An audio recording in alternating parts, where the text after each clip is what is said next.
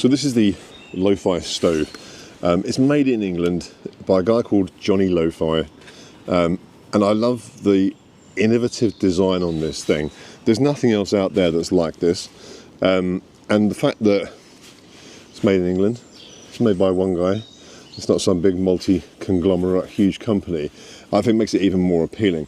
I've been watching the progress over the years of him building it, crowdfunding for it, so I think it went through Kickstarter or one of those, and it's done really, really well. But it's the versatility as well. It's like a normal tiny cook set. When you think of a wood stove, you don't think of something like this. So you've got an aluminium pot with a handle, with measurements, 500ml, normal lid like you would have on a titanium pot or mug. Inside that, another little bag, again titanium, really nice quality. It is really, really well made. And inside here is the stove. So this has an ash guard, spark arrest, a sort of cover for it, and then electric cable. So this plugs in to the USB-C on here, and then into your power bank. And let's face it, if we're camping, we're going to have a power bank, because you need to charge your phone.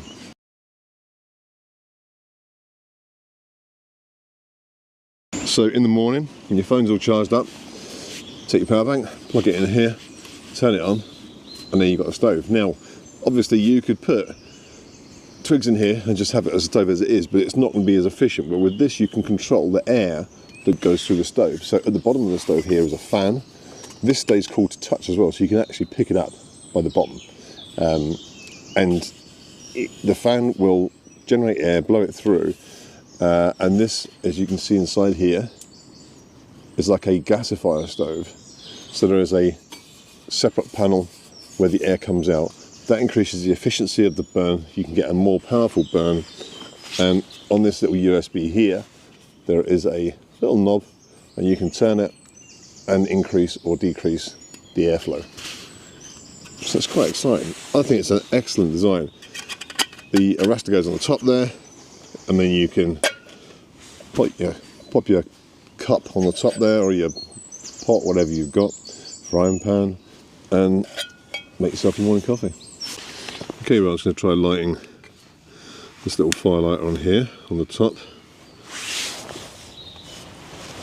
which they say they recommend to do, light it from the top. Bit odd, upside down fire, but we shall see. I don't know how dry these twigs are, but see if that catches.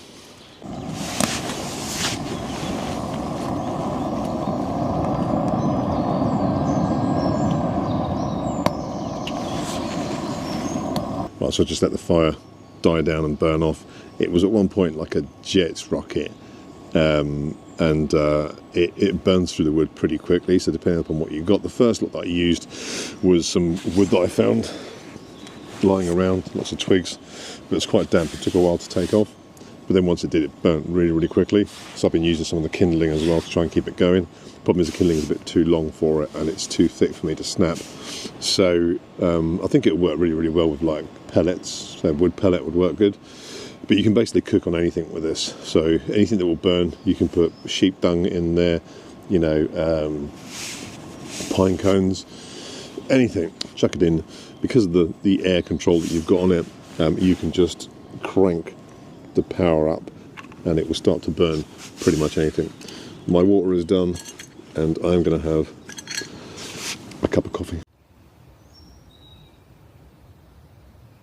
So once that fire got going, it was like a jet. There was literally just flames shooting out of the top. And once it was going, it boiled the water really quickly. It is, there's hardly anything left in the bottom there. You can see it, a tiny bit of ash. But I did use some, the wood here isn't exactly dry. It's not the best wood in the world, to be honest with you. So I got some kindling as well. The problem is it's quite long, so it sticks out of the pot, so you can't put then your water pot on top. So I had to let it sort of burn down a bit and then get the pot on there. So I think it's It's a matter of having to play around with this and getting it the right way for you.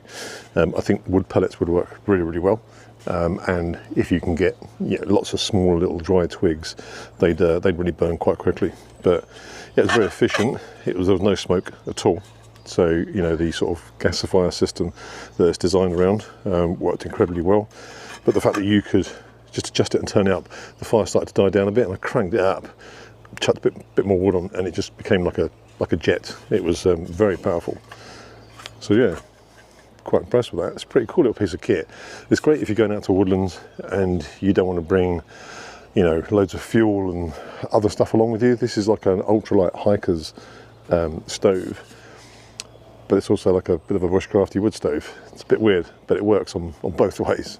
Obviously this does come with 2 storage bags, so one for the mug, the pot, and then one for the actual stove itself. So that no doubt increases the weight a little bit, but when you take into consideration that you haven't got to bring any fuel, that's going to offset that massively. I will weigh this when I get home because I haven't got scales with me here, and I'll put it up on the screen there, just to show you what the whole thing weighs. And a gas canister or alcohol is going to add at least another 200 grams onto that. I'll put a link in the description below, so if you do want to purchase it.